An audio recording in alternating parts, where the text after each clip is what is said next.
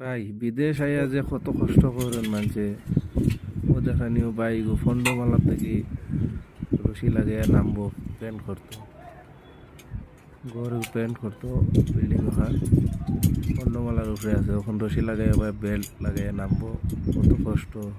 যদি কিচ্ছু হয়ে যায় তো একদম শেষ ওখানে নামের